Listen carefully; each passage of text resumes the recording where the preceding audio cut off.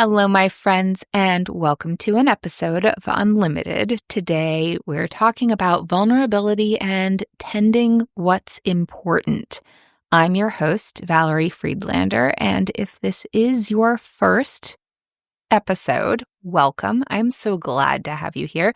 If you have been listening for a while, hello. It is so wonderful to have you back. This episode is a little different than my normal episodes will be, and that is because this is like a pre-season episode, an episode between seasons before I start the next season. The next season coming is season 5, and I'm so excited to kick it off, but I have not been ready.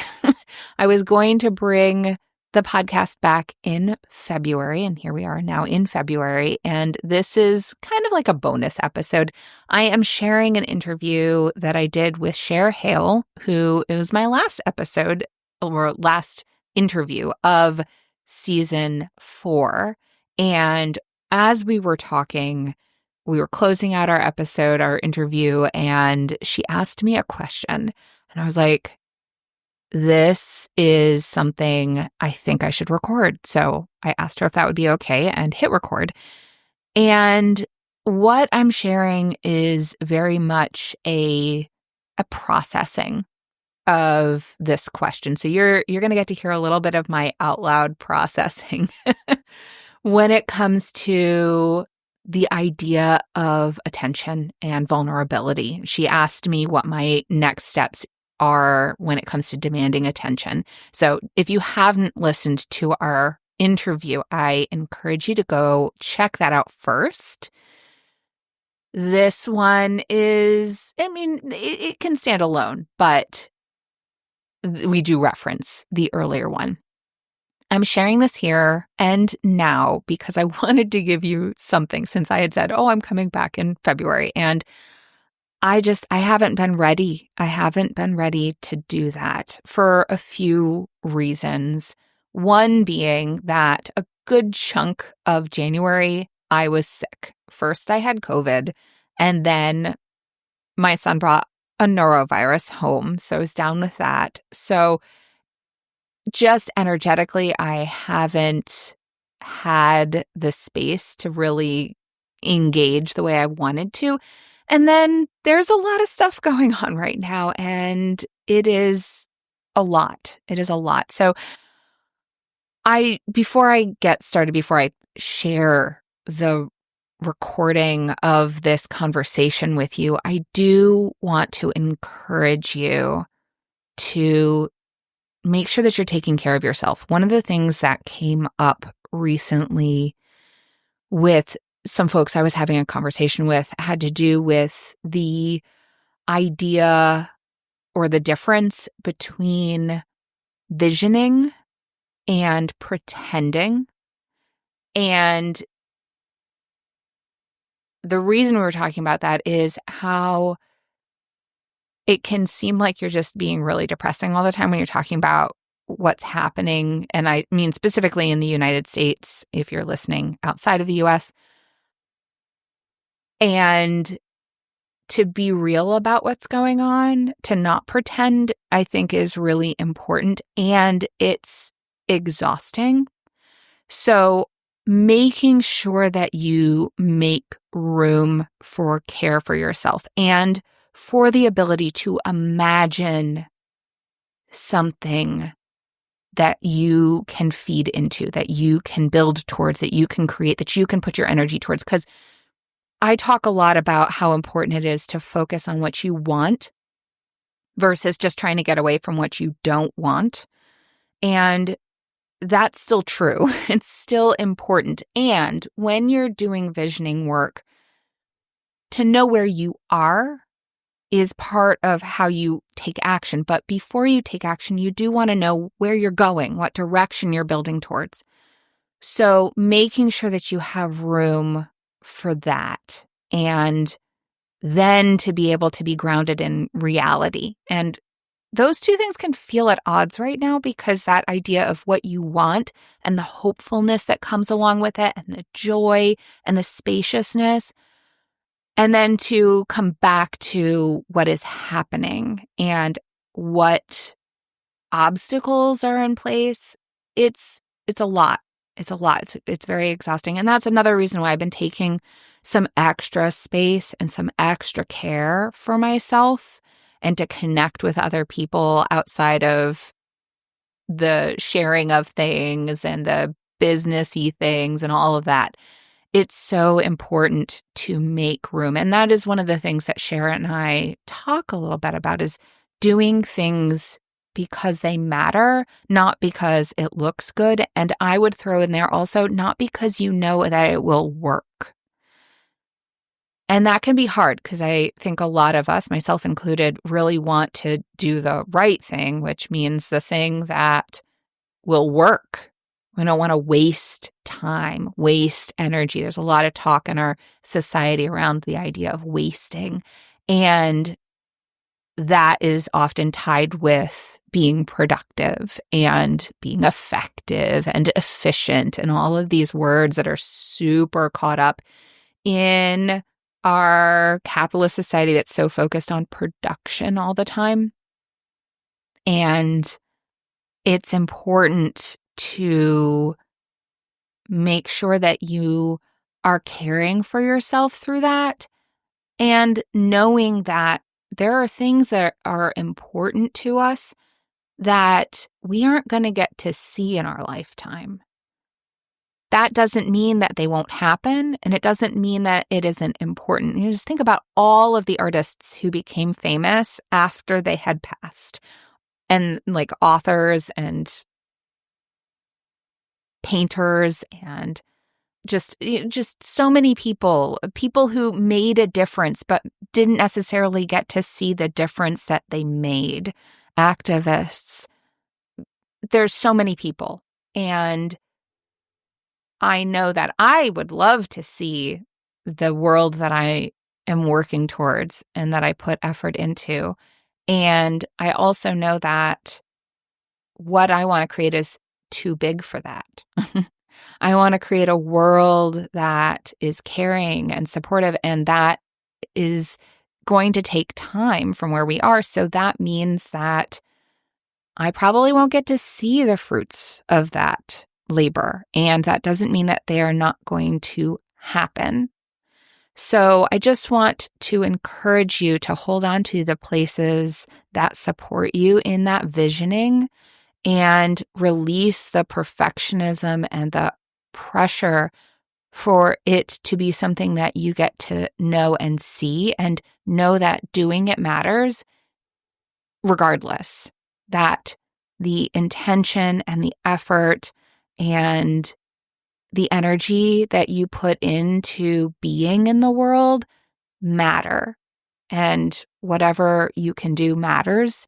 And it doesn't have to be huge and big and create this thing that you can see. So anyway, I'm rambling a little bit. I want to send you so much love right now. And it is a little vulnerable to say that it's hard right now. And here we are. And you're here, and I'm here, and I'm glad that you're here. So, what we're going to talk about in this episode are a little bit about me, and you're going to hear me processing. And I do want to say about some of my processing, I mentioned some things about my life and the things that have impacted my life. And I want to make sure that I'm clear, particularly when it comes to, and I've referenced this before, growing up in a home impacted by alcoholism. I'm not blaming anybody in this. And I'm not actually, I'm grateful, I would say, for the experiences and for the relationships that I built through the process of unlearning things and through the process of recovering, both with the alcoholism in recovery and the codependency and all of the impacts of that in recovery. And so I have a lot of gratitude for that. And I don't say that in this episode show. I just thought it was really important that I say that here while I'm talking about the emotional impact and the dynamics of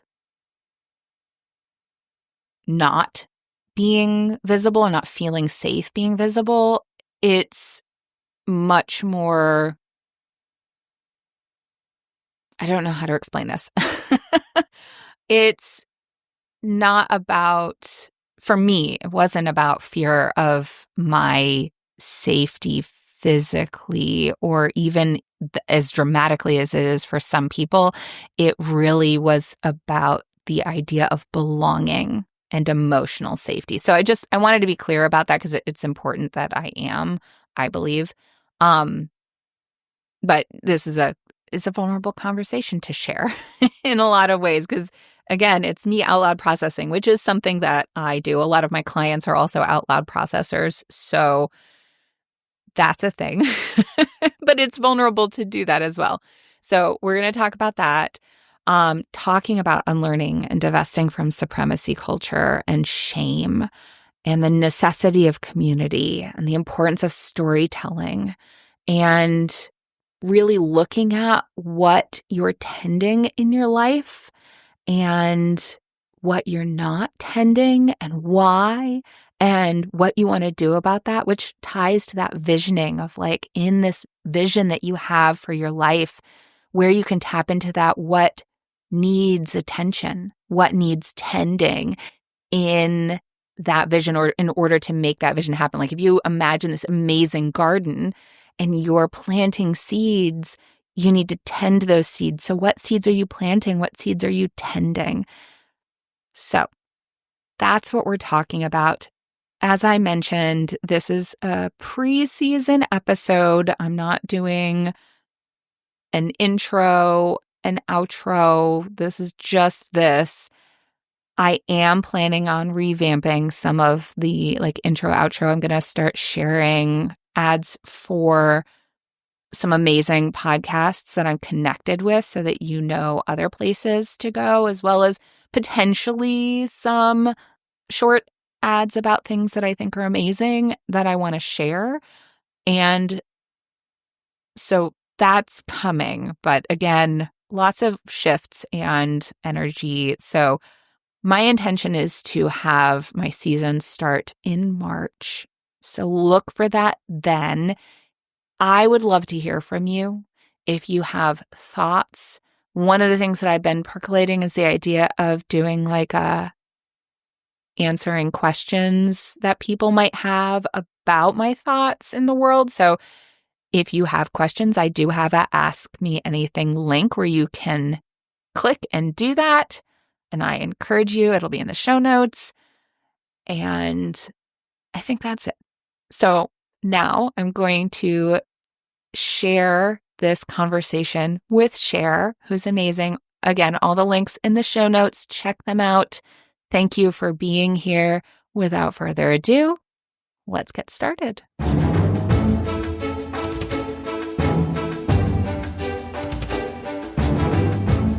So when you think about what comes next for you in terms of feeling comfortable, feeling like you have agency, like you can demand attention for yourself in spite of the fear or the discomfort, what do you think is next for you? What's your next stage of healing or growth that needs to happen? I think it ties into what we were talking about before about community.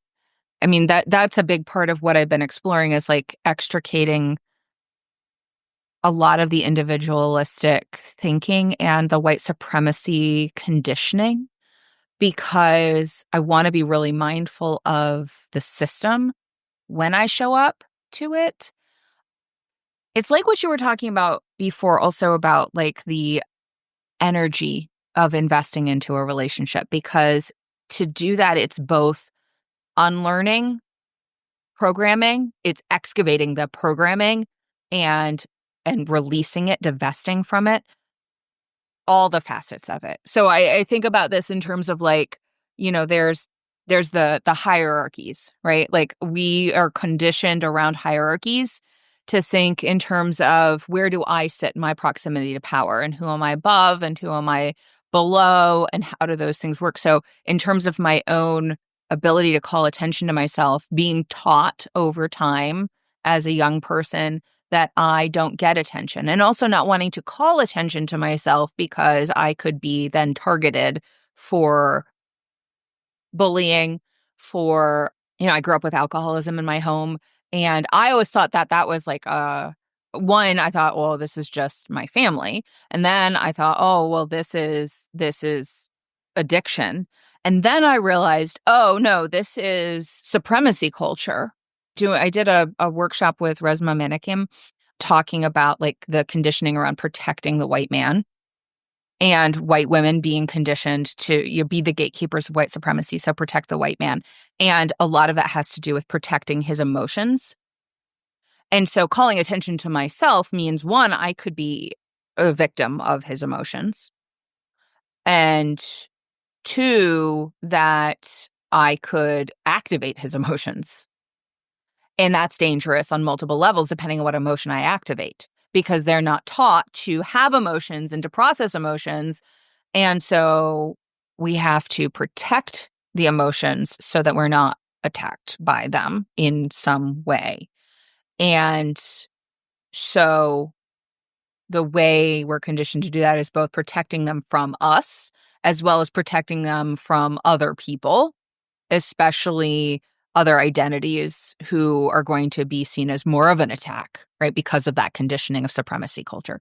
So for me, it's unpacking all the layers of that, both in terms of my complicitness with the protection of the hierarchies through protecting above myself, upholding the ceiling above myself to protect I think glass ceilings they end up becoming both a way of keeping us out, but also a way of protecting ourselves. And if we don't unpack both aspects of that, then we uphold them without realizing we stand on the glass ceiling while trying to break the glass ceiling. Mm. And so unpacking my protection of above myself, as well as unpacking the ways in which I hold off people who are seen as lower on the hierarchy in our society. Mm. So it involves a dual effort in that respect, so that I am being really mindful of myself, but also that I am doing the emotional work to receive critique Hmm. and assess critique so that I'm not fragile. Like, Mm. because I think, I think about glass ceilings. I'm holding the glass ceiling while standing on the glass ceiling, but ultimately I am the glass ceiling, Sure. right? That's Uh-huh. the fragility. If that's why I am so fragile, right? Mm. So drawing attention to myself is full of shame, Mm. both being taught to be ashamed Mhm. and then that tool coming forward when I realize that I'm complicit. So it's like I'm taught to be ashamed. I realize I'm complicit, and the shame activates to reinforce the structure. Mhm. Mhm. So that was like a long way of saying, I'm not a short-winded person. But that's like my out loud processing of what's next for me really has to do with ensuring that I am in community with other people doing similar work, so that I am not just lost in my own wounds and Mm. in my own thoughts, and I'm taking inspiration from others and ensuring that I am uplifting others in the process. That I'm doing things because they matter, not because I want to look good. Yes, it's not performative. Right. As you're talking, what I'm realizing is that we are in community, yes, to be supported and to support others, but also so that we can have a close hand view of what it looks like from others to be in a right relationship with things like attention, right? We need examples. This is why representation is such a huge topic, and it continues to be an issue that we're battling. It's because we need those models, we need those stories to remind us that this is possible. This is what it looks like to be in right relationship with the aspects of ourselves that we need, that we want to touch and have honored, and with also the skill set we need to affect change. Yeah. I love that you use that terminology, because that is something that comes up frequently, that idea of really interrogating right relationship. What is my right relationship with this? As well as thinking about what am I not paying attention to, right? Like not just what am I calling attention to or allowing myself to receive attention, but what do I not want? What am I avoiding attending to and why? Mm-hmm. Yeah. The key word here is attending. Uh-huh. I think you use like the Latin root effectively, right? Which is like we are when we give attention, like what are we not attending to or attending to in favor of something else or to avoid something else? Yeah, and I think often about what's stealing my attention away from me, so that I can't focus or give attention to what I think really matters. And there's so much. I feel like the attention topic just like it hits all the angles It does. of like both our growth as like of what we need to affect change and with how our system is integrated into our personal lives. Yeah. Well, yeah. So taking that word, because I love words, I'm a word nerd, and taking that word and thinking attention and attending to, and then tending. Mm, Like, what am I tending? yes. And what needs tending? Mm, And what am I not tending? And mm-hmm. why am I not tending it? Sure.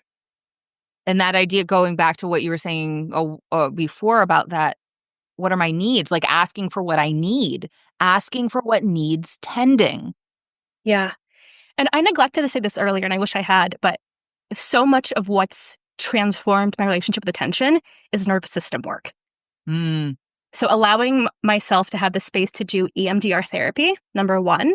And then there's a protocol called the Safe and Sound protocol. And I do that in conjunction with my therapist, but it targets your autonomic nervous system to remind it that it's safe. And I've seen the dividends there of what it's like to feel just even 1% more courageous to ask for what I want. Yeah. Well, I'm glad that you mentioned that. The nervous system work is so key because, again, we're wired for belonging. And Amina Chaudhry, in an interview that I did with her talking about belonging and how we're wired for belonging, has been so informative because of that understanding that our nervous system senses danger if we don't feel a sense of belonging. And because our society is not designed around belonging, because we are not thinking collectively, we're thinking individualistically, we've replaced belonging with fitting in. And so fitting in is where we start to uphold the, niceness, the not allowing attention to the things that need attention because they disrupt the status quo, right? The status quo, like you were talking about before, of like what we give attention to, what we don't give attention to, that idea of playing small, as it were, right? I struggle with the whole playing small and playing full out because like that often gets tied up in like the hustle culture sort of thinking. But our nervous system actually goes danger, danger, because we sense the potential of being left to the wolves, right? If we get kicked out of the group, we will be eaten. Whereas if we stay in the group and we don't ruffle the feathers and we keep everything okay, then we stay at least physically safe, even though, as we talked about, that's also an illusion because all of the other things. And so to do that nervous system work as an adult, because that gets conditioned early on. That's early childhood conditioning, right? So to do that as an adult, to be able to recognize what's true and that what we really need is belonging to be whole rather than fitting in, that's actually eating away at ourselves and not tending. I mean, and I literally mean eating away at ourselves because it feeds addiction and it creates autoimmune disorders and it does all of this havoc on our bodies. And of course, the more you have to contort yourself and stifle yourself, the more it's going to harm your body. So I'm glad that you brought that forward of doing that work because I think I'm not trained in that sort of thing, but it's something I hold space for because I recognize that it's so important in order for us to create change from the inside out, because that's the only way we really can do it. Yeah. And Carmen Spaniola, if you're familiar with her work, talks about systems of collapse. You would love her. She's incredible. Okay. If you don't have access to a therapist, Carmen Spaniola has a membership, and in it, you can get access to the Sapiens on Protocol. Oh, So you're able to benefit from it without having to jump through the hoops of the healthcare system. yeah, that's key. And that's going to be key, most likely. So yeah, I will absolutely. I'll put that in the bonus episode show notes, because clearly we have a bonus episode. We went for it. It was spontaneous. It was spontaneous, but I appreciate the question and that reflection. That's the power of asking questions. Anywhere else you think we should go right now? I do feel like you and I could sit for like a half of a day and like not touch the tip of the iceberg. So, or we should just call it. Yes. And then circle back in the future. I agree. I love it. Thank you so much. Thank you so much for listening. I really appreciate you being here. And please click that subscribe button if you haven't already, so that you make sure that you are notified when the next episode airs. And check out the show notes. In it, there are some great links, including signing up for a free exploration call if you are looking for coaching support, and signing up for my email newsletter. That is a great way to stay in touch and stay in the know of what's going on with the podcast and with events, offers, recommendations, and musings, insights, inspiration. I usually send out emails about 1 to 2 times a month, so not a ton, but it's a great way to stay in touch without relying on algorithms. Again, thank you so much for being here, and I will talk to you all next time.